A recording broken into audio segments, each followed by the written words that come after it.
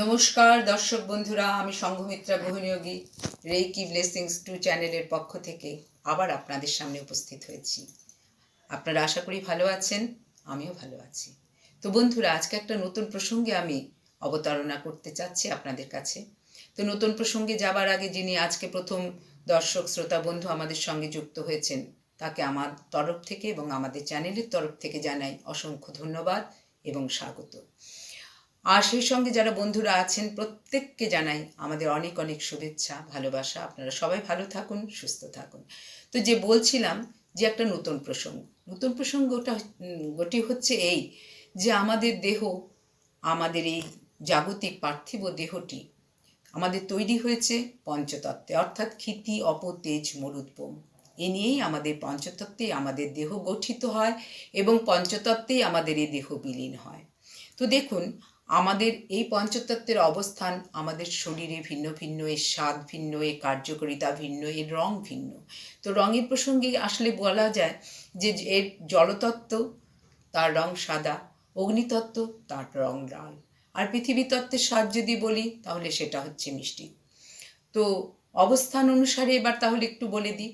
কাঁধ, আমাদের দু কাঁধে আছে আমাদের অগ্নিতত্ত্ব, নাভিমূলে আছে আমাদের বায়ুতত্ত্ব, আমাদের হাঁটুতে আছে পৃথিবী তত্ত্ব, আমাদের পায়ের তলায় আছে জলতত্ত্ব এবং আকাশ তত্ত্ব হচ্ছে আমাদের কপালে। তো দেখুন, যখন এর মধ্যে কিছু ভারসাম্য থাকে, সম্পূর্ণ ভারসাম্য রক্ষা করতে পারে এই তত্ত্বগুলো, তখন কিন্তু আমরা সুস্থ থাকি।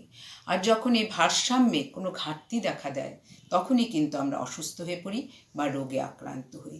যেমন ধরুন, এই সময়টাতে বৃদ্ধরা যারা আছেন, বৃদ্ধারা, তারা প্রায়ই বাতজ যন্ত্রণায় খুব কষ্ট পান বলেন। তো সেই সময় দেখবেন শরীরের এই বাতজ যন্ত্রণা যখন তারা গরম সেক দেন, তখন তারা কিন্তু খুব আরাম পান। অর্থাৎ গরম সেকের মধ্যে দিয়ে ওনারা এই যে আরাম পাচ্ছেন, এই বিষয়টা দাঁড়াচ্ছে এইরকম যে শরীরে জলতত্ত্ব যখন বেড়ে যাচ্ছে, তখন তার উপরে প্রয়োগ করা হচ্ছে অগ্নিতত্ত্বকে। ফলে জলতত্ত্ব যখন বাড়ছে তখন যন্ত্রণার সৃষ্টি হচ্ছে, আর অগ্নিতত্ত্ব যখন তার উপরে প্রভাব খাটাচ্ছে, তখন দেখা যাচ্ছে যে তারা অনেকটা এর থেকে, যন্ত্রণা থেকে তারা মুক্তি লাভ করছেন। তো দেখুন, অন্যভাবে আমরা যখন আঘাতপ্রাপ্ত হই, একইভাবে আমরা ক্ষতস্থান বা পীড়িত স্থানের উপরে যখন হাতটা ঘষে নিয়ে হাতটা বুলাই, তখন কিন্তু আমরা কসমিক এনার্জিটাকে সেই জায়গায় ফ্লো করতে থাকি। তাতে কি হয়, তাতেও পীড়িত স্থান, মানে যেটা বা ব্যথা স্থানটার মধ্যে থেকে অনেকটা উপশম হয়। এটাও এক ধরনের হিলিং। আর সেই সঙ্গে আরেকটা কি হচ্ছে, আমাদের রক্ত সঞ্চালনটাও খুব দ্রুত গতিতে হতে থাকে এবং তাতে ব্যথা বেদনারও বেশ উপশম হয়। তাহলে এই হিলিং এবং শরীরের এই বিভিন্ন তত্ত্বগুলি ভারসাম্য যদি আমরা রক্ষা করতে পারি, তাহলে কিন্তু আমরা অনেকটাই সুস্থ থাকব।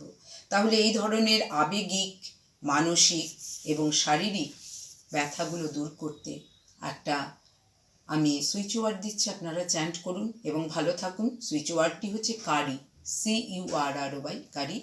এই কারি শব্দটা আপনারা আমাদের স্ক্রিনেও পেয়ে যাবেন। সেই সঙ্গে একটা অ্যাঞ্জেল নাম্বার দিচ্ছি, 51677560, 51677560। তো বন্ধুরা, চ্যান্ট করুন, সুস্থ থাকুন এবং আনন্দে থাকুন। আমাদের ডেসক্রিপশন বক্সে যাবেন, সেখানে কি কি শেখানো হচ্ছে সেটা দেখবেন।